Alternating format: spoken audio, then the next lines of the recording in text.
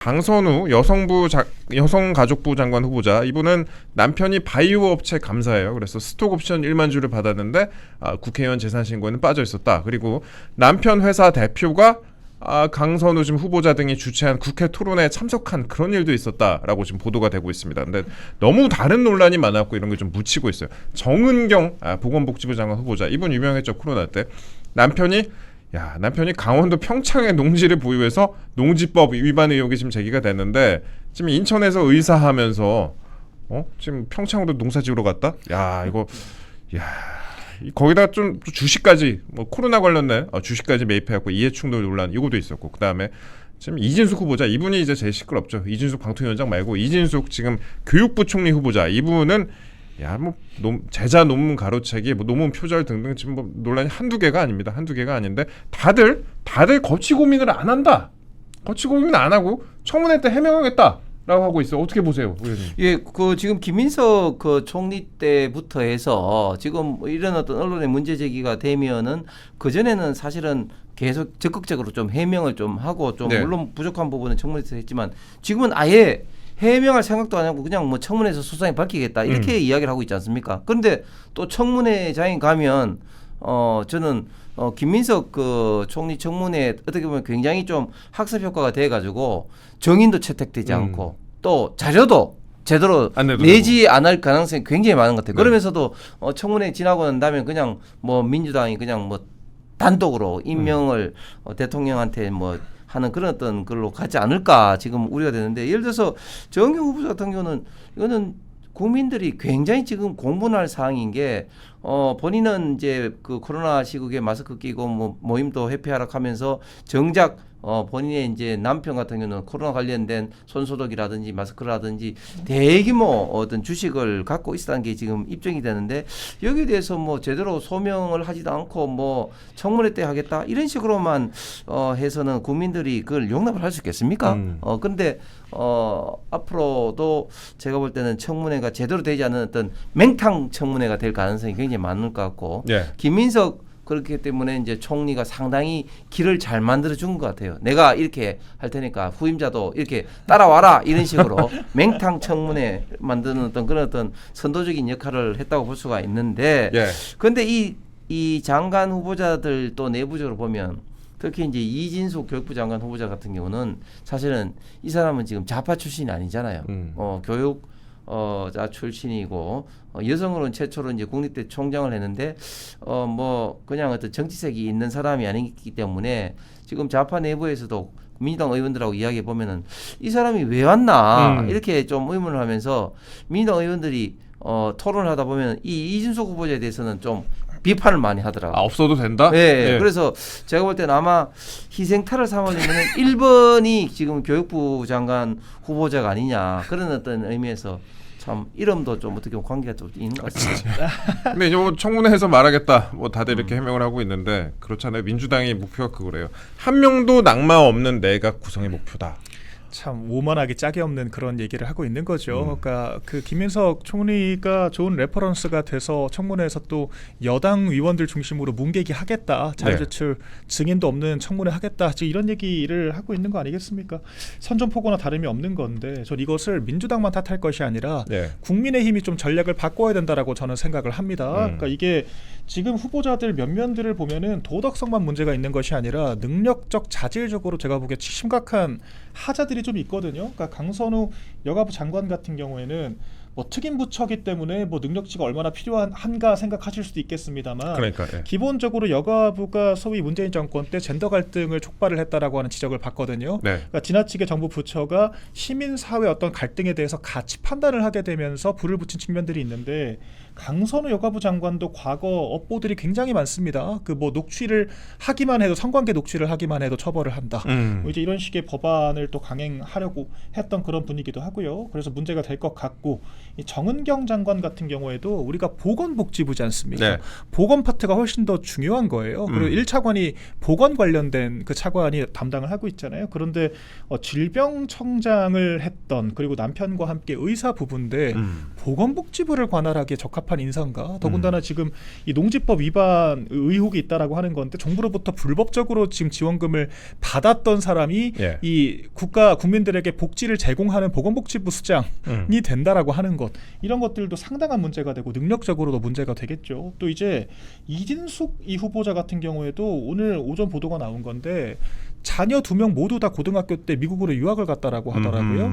그러니까 이분의 어떤 도덕성 문제는 심각해 보이지만 교육부 장관인데. 예, 그 자기 자녀들조차 국내 이 교육 시스템 안에서 교육을 시키지 않았던 사람이 어떤 뭐 그런 경험치와 지식을 가지고 우리 학부모들의 눈높이에서 교육 정책을 짜겠다라고 하는 건가? 당연히 의구심을 가질 수밖에 없죠. 그리고 지금 이 정도로 논문 가로채기 의혹이 있다라고 하는 것은 아마 대학원생들 갑질 문제들도 파면에 상당히 많이 나올 가능성이 네. 큽니다. 그렇기 때문에 이런 부분들을 도덕성 검증과 능력 검증 투 트랙으로 나눠서 민주당이 자료 목리를 부리면 과연 이게 우리 김민석 총리도 그랬잖아요. 국가 정부 예산도 모르지 않습니까? 국가 부채도 모르고 이런 부분들을 파고들어서 국민들이 봤을 때 아 진짜 무능한 정권이구나. 인사들 자체가 그렇기 때문에 실제로 관세 협상 같은 것들 이렇게 아마추어적으로 하고 있구나. 이런 것들을 잘 느끼실 수 있게 만들어 드리는 것이 필요할 것 같습니다. 국힘이 잘해야 될 것 같은데. 잘해야죠. 그렇습니다. 이게 저 어저께 제가 한번 찾아보다가 기사를 찾아보다 좀 웃기는 게 있었어요. 그 이진숙 후보자가 논문 표절 의심률이 74%라고 하던데 예전에 사랑의 배터리 그 홍진영 씨 있잖아요. 배터리가 그분이 이제 박사 가수다 이래갖고 석사 논문인가가 74% 똑같이 나왔더라고요. 근데 그분이 한 3년 정도 활동 쉬었습니다. 지금도 옛날만 못하게 그렇게 하고 있는데 그분이 방송 나왔고 노래 부르면서 논문으로 노래 부르지 않거든요. 근데 74% 똑같은 74%인 이 지금 이진숙 후보자가 교육부 총리, 교육부를 관할하는 교육부 총리가 된다. 야 이거는 글쎄요 어떻게 국민들이 얼마나 언제까지 이거를 감내를 할지 잘 모르겠습니다. 지금은 일단 뭐 정권 초고 허니문 기간이라고 하지만 언제까지 국민들의 이 임계점이 언제까지 갈지 잘 모르겠습니다. 저는 그 정도 좀 생각을 해봤습니다. 그건 그렇고 두 분이 이제 국민의힘에서 나오셨으니까. 참 요즘 국민들이 국민의힘에 대해서 그래요. 이게 욕하는 스테이지를 넘어서서 무관심한 상황까지 약간 이어진 것 같아요. 도통 이제 좋은 뉴스가 나오지 않아서 그런 건데 혁신이마저도 자초를 했고 뭐 TK에서도 민주당과 별반 차이가 없는 지지율까지도 여론조사에서 나오고 있습니다. 물론 뭐 이제 많이 응답을 안 해서 그러기도 하겠지만요. 이제 실망감이 내포가 돼 있는 것이겠죠. 지금 일단 혁신이 좌초됐는데. 안철수 의원이 뭐 권성동 의원, 권영세 의원 등 인적 청산을 언급을 했어요. 뭐 비대위하고 뜻이 맞지 않았다라고 하고 있고 반면에 또 권영세 전 비대위원장이죠. 이제 전 위원장은 일부 인사들이 자신의 이익 추구를 공익인 양, 개혁인 양 포장하면서 내분으로 몰아넣고 있다라고 반박을 하고 있습니다. 어제 일단 안철수 의원의 이 액션 때문에 놀라신 분들 많이 계실 텐데 의원님은 어떻게 보셨습니까? 예, 안철수 혁신위원장의 사태에 대해서 네. 뭐 여러 가지 설이 있습니다. 뭐 일단 뭐 혁신위원 어떤 선정이 뭐 본인은 안 맞았다 하는데 제가 볼 때는 그거는 아닌 것 같고 그건 어느 정도 다 이제 뭐 해결이 좀 된 것 같은데 그리고 뭐 한두 명 혁신위원 뭐 안 맞았다고 해가지고 그 때문에 또 혁신위원장 사퇴한다는 것도 우습지 않습니까? 그 다음에 또 인적청산, 쌍건이라든지 또 이런 어떤 문제를 안 받아주니까 또 한다. 이것은 또 논의를 또 진행을 또 해갈 수 있는 사항인데. 네. 뭐 그런 것 때문에 또 사퇴를 한 것 같지는 않고 그러면 또 뭐냐 결국은 본인은 좀 뭐 이걸 통해서 좀 당대표에 대한 생각이 좀 강했는데 특히 친한계에서 지금 조경태 의원이 이제 나온다고 이야기하기 때문에 그러면 이제 한동훈 대표는 나오지 않는 가능성이 좀 많아진 거 아니겠느냐 뭐 등등 때문에 결국은 당대표 출마의 어떤 생각으로 혁신위원장을 사퇴한 게 아니겠느냐 이런 어떤 이야기들이 많이 들리고 있습니다. 그런데 어쨌든 중요한 것은 혁신위원장을 수락을 한 지 불과 며칠 만에 이렇게 사퇴를 했다는 것은 어떤 안철수 의원의 철수라는 어떤 이미지가 다시 한번 부각되면 물론이고 특히 국민의힘이 이제 이런 어떤 혁신조차도 좀 할 수 있는 의지가 없는 정당이다는 어떤 이미지를 국민에게 좀 낙인시킴으로써 예, 굉장히 좀 국민의힘에게는 좀 뼈아픈 그런 어떤 상황인 것 같습니다. 특히 지금 송원석 비대위원장 겸 원내대표 들어와서 그래도 지금 이제 당을 좀 추스리고 또 개혁하기 위해서 지금 노력을 하고 있는 상황에서 혁신위원장이 도중에 사퇴를 했다는 것은 지금 결국은 당이 국민으로부터 특히 지지자들부터 더 멀어질 수밖에 없고 더 비판받을 수밖에 없는 그런 어떤 상황인 것 같아서 저도 정말 좀 안타깝게 생각하고 어떻게 지금 당이 좀 이렇게 됐나. 그래서 결국은 지금 보니까 예. 지금 우리 당에서 그 민주당에 대해서 막 이렇게 싸우기보다는 자꾸 이렇게 당을 공격하는 그런 어떤 사람들 그리고 그런 것들을 또 언론에서 받아주니까 그런 데서만 지금 몰두하면서 어떻게 보면은 자해만 지금 일삼고 있는 그런 어떤 모습으로 빠져드는 것이 아닌가. 특히 어떤 과거에 어떤 이런 어떤 문제를 가지고 이제 자꾸 이제 하다 보니까 어떤 미래를 이야기하지는 못하고 국민들로부터 어떻게 보면 좀 더 비난을 받는 어떤 그런 어떤 길로만 어떤 가고 있는 것이 아닌가 참 안타깝습니다. 혁신이 뭐 네. 새로 가능하겠습니까? 그러니까 뭐 애초에 또 혁신이 네. 또.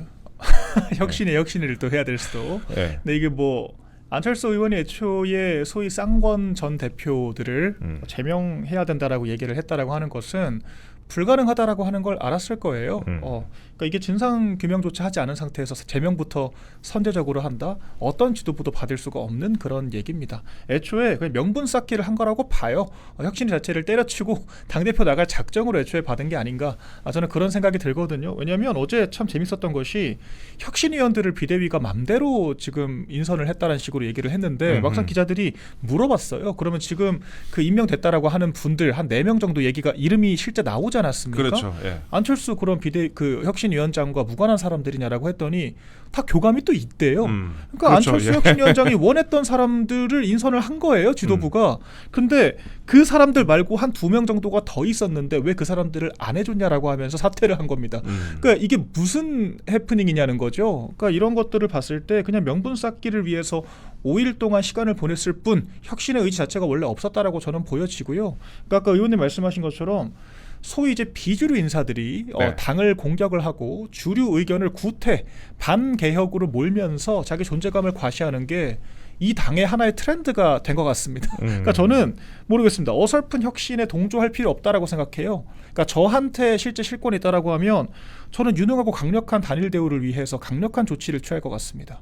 당이라고 하는 것이 우리가 버려야 할 49%와 취해야 할 51%를 명확하게 구분해야 집권할 수 있는 거거든요. 근데 지금 우리 당에는 그런 선이 없습니다. 어른이 없고 규율이 없기 때문에 지금 이런 식의 춘추 전국 시대가 펼쳐지고 있는 것이고요. 제가 박민영 출마를 시켜야겠네. 예. 강력한 리더십이 필요하죠. 그리고 이제 집권 여당이 여당으로서 역할을 못했던 것도 지적을 해야 되는데 왜 자꾸 비주류들이 자기네들은 적당히 책임 빠져나갈 수 있는 것들만 콕 집어가지고 문제를 삼는 것인가. 이런 부분들도 의도성이 다분하다라고 저는 생각을 하기 때문에 네. 우리가 이재명 대통령의 한번 레퍼런스를 잘 살펴보자고요. 민주당이 혁신해서 집권했습니까? 그러니까 민주당에서 뭐 박지원 전 비대위원장, 운동권 청산해라, 86세대 나가라 했던 사람들 다 쫓겨났습니다. 네. 그 사법 리스크 있는 후보를 우리가 당대표로 세울 수 없다라고 했던 사람들 다 수박으로 몰려서 쫓겨났어요. 그 당시엔 비판을 받았지만 결과적으로 강력한 리더십, 그러니까 당내 서열 정리가 끝나게 되면서 그 구심점을 중심으로 집권을 한 거거든요. 이게 옳고 그름의 가치 판단은 뒷전의 문제인 거예요. 일단 당을 어떻게 정상화할 건지에 대한 전략과 구상이 있어야죠. 저는 이렇게 어설프게 혁신 타령하는 사람들한테 동조한 것도 지금 이 사태의 원인이 됐다라고 보고 있기 때문에 제가 봤을 때 이런 좀 부적절한 처세를 앞으로 지속하면 당원들이 더 실망할 것이다. 이렇게 보입니다. 예. 그 실망하신 분들이 많이 계실 것 같아요. 그리고 지금 보면 사실 그렇잖아요. 누가 당대표가 이번에 되더라도 또 자초가 될 거니까 그러면은 그러니까 선거 공약밖에 남지 않은 것 같은 이 정당에 모르겠습니다. 제가 밖에서 볼 때 이거 분명 지금 누가 당대표가 돼도 어차피 이거 또 자초될 거라고 많이들 분석을 하고 있고 그러면은 내년에 지방선거 이전에 공천권을 가진 뭔가의 그런 당권이라든지 그런 자리는 또 다시 생겨날 거니까 그럼 그때 가서 다시 나오면 되지 않겠느냐 그런 움직임을 보이는 것 같은 그런 사람들도 있는 것 같고 야 이거 많은 분들이 실망을 많이 하고 계시는데 의원님은 그래도 그 국민의힘에 몸담고 계시고 또 의원도 국민의힘에서 하셨는데 어떻게 좀 혁신 어떤 식으로 좀 나아가야 될까요? 저는 그 가장 우리 당이 이제 혁신을 이제 하기 위해서는 네. 우리가 그 이익 공동체가 아니라 가치 공동체로 아하. 움직여야 된다. 예. 본인의 어떤 이익을 위해서 쫓아가는 그리고 본인의 어떤 정파적인 어떤 입장으로 쫓아가는 그런 것이 아니라 기본적인 어떤 가치를 얼마만큼 우리가 더 잘 지키고 그 가치를 제대로 그 수행하기 위해서 움직이느냐. 저는 기본부터 참 찾아봐야 된다고 생각합니다. 기본이 뭡니까? 우리 당이 지향하는 바가 결국은 이제 자유민주주의와 시장 경제를 좀 지향하는 어떤 정당인데 과연 우리 당 내에서 자유민주주의와 시장 경제 가장 중요한 어떤 경쟁 체제가 어떻게 살아 있느냐 그리고 그런 것들을 위해서 얼마만큼 현재 헌신을 하고 있느냐 그리고 당에 대해서 나름대로 어떤 기본적인 어떤 도리를 하고 있느냐 이런 어떤 입장을 생각해 본다면 저는 기본에서 벗어나는 어떤 그런 어떤 행동을 하는 그런 어떤 사람들이 너무 많다. 예를 들면 제가 몇몇 사람들 제가 이제 페이스북을 쭉 보니까 예. 깜짝 놀란 게 5월달, 6월달, 7월달에 걸쳐서 대선이라는 막중한 어떤 게 있음에도 불구하고 이재명이나 민주당에 대한 어떤 비판적인 걸 올리기는 한 번도 없고 전부 다 당에 대해서 비판하는 예. 그리고 특정인에 대해서 비판하는 그런 어떤 페이스북이나 이야기를 한 사람들이 굉장히 많아요. 그리고 다음에 우리 박민희 대변인이 저도 이제 방송에 많이 나가서 이야기를 하지만 방송에서 국민의힘이나 그리고 우리 자유우파 입장에서 윤석열 전 대통령 이렇게 비판하는 사람들 우리 당 소속임에도 불구하고 예. 얼마나 많습니까? 음. 저는 그런 어떤 기본적인 가치조차도 지키지 않은 사람이 무슨 혁신을 이야기할 어떤 그런 어떤 자격이 되는지 지극히 의심스럽고 앞으로 당을 좀 똑바로 추스르기 위해서는 이런 기본적인 어떤 이념, 기본적인 어떤 도리 이런 것부터도 기본적으로 좀 지키는 그런 어떤 문화, 조직이 좀 정착이 좀 돼야 될 것 같고 그런 면에서 좀 더 이제 당의 어떤 그 지도부 체제가 좀 저는 좀 명확하게 좀 예. 해야 될 것 같습니다. 예. 자, 한 줄로 요약을 좀 해보자면 네. 자해가 생존 전략이고 분탕이 직업인 그런 사람들한테 완장을 채워주지 않는 게 가장 중요하다라고 생각을 합니다. 혁신이라고 하는 것이 결과적으로 당이 하나 돼서 승리하기 위한 전제를 만들기 위한 혁신인 것이지 무슨 관념론적으로 학계에서 연구 논문 쓰듯이 그런 식으로 뭐 혁신을 하겠다라고 하는 것 자체가 굉장히 현실적이지도 않고 전략적이지도 않습니다. 괜히 그런 것들을 그러니까 혁신 파리를 하는 거예요. 그런 사람들에게 휩쓸리지 않고 강력한 리더십과 능력을 보여주는 게 정치다. 보수의 기본은 능력이잖아요. 문제 네. 해결 능력. 저희가 지금까지 산업화에 대한 그런 어떤 성과 그리고 이제 자유민주주의의 건국 이제 이런 성과 그리고 복지 인프라 저희가 다 깔았습니다. 우리 정권에서. 그런 보수당의 레거시가 지금의 당을 지탱을 하는 건데 언젠가 그런 가치는 사라지고 자꾸 뭐 혁신하고 변화하고 심지어는 보수가 진보해야 한다라고 하는 이런 사람들이 실권을 쥐고 있는 것 자체가 당이 몰락하게 된 원인이라고 저는 생각을 하기 때문에 단일 대우를 갖추는 게 무엇보다 중요하다. 이렇게 말씀드립니다.